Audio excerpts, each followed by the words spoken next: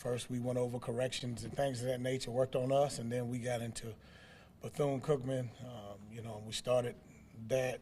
We worked all the way up to Friday, gave them a couple of days off, and came back on Sunday, and continued our preparations for Bethune-Cookman. And today we had a good practice yesterday, and we'll go out there again today. And this is a good football team.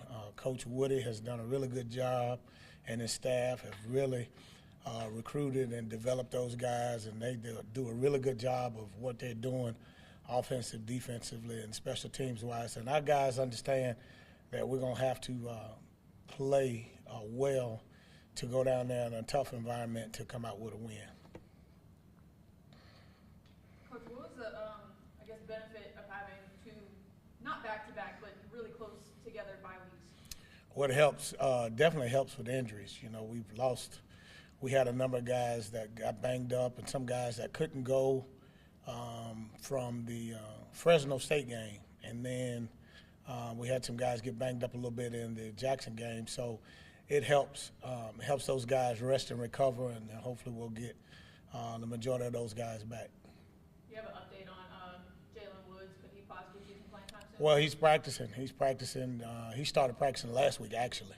And we're just waiting to see how he progresses every single day. So we're not ruling it out, but we'll see how it goes. And, again, the doctor will always give us he's cut loose and he can go and all that good stuff. But he looks good out there moving around and stuff like that. And he's happy to be out there, and he's, you can tell that he's really trying to get back into the floor of things. So it's good to see him out there. Coach, speaking of quarterbacks, this team, Bethune-Cookman, has used two quarterbacks, though, every single game they played this year. They're second in the league in passing.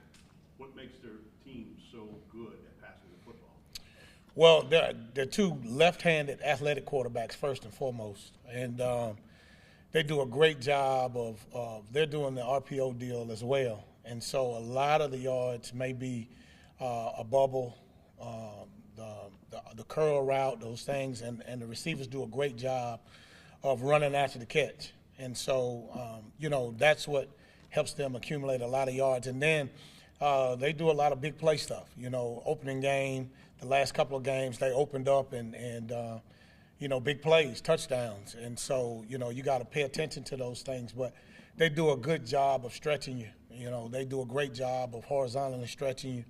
And if you don't have the numbers, the quarterbacks are doing a great job of just taking what the defense is giving them. So, those guys are doing a good job with that. And I know Cam Ransom, the starting quarterback, he got banged up a little bit last week against Alabama State, but I'm sure that he'll probably be back this week. But McClain is a very capable quarterback as well. And then his number 3, he's a right-handed quarterback. His name escapes me right now.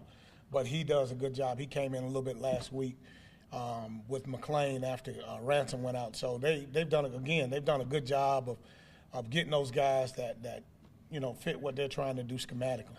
With their ability to take those short passes for long games, has there been a big discussion about tackling on first contact and not letting guys get to that next level?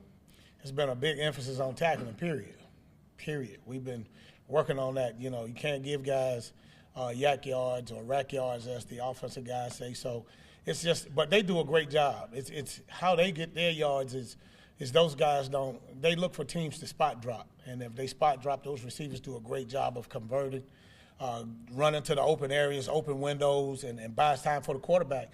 And now it's just catch and throw. So you gotta do a better job. You gotta do a really good job of making sure that we match up with those guys and make sure that they don't just run free. And again, you gotta have some pressure on the quarterbacks as well, because those guys, if you don't get pressure on them and they can stand back there and find those open guys, then that's what makes those guys really effective. Will Horatio Johnson be available, and has he practiced this week? He should be available. He's running around out there. He had that situation with Fresno and got pulled early against Jackson, but he should be ready to go. I think also offensive lineman Brian Wallace, what's his status? He's back practicing. Yeah, he's back practicing. It's good. He started last Thursday, So he's moving around. So it's good to have him back as well.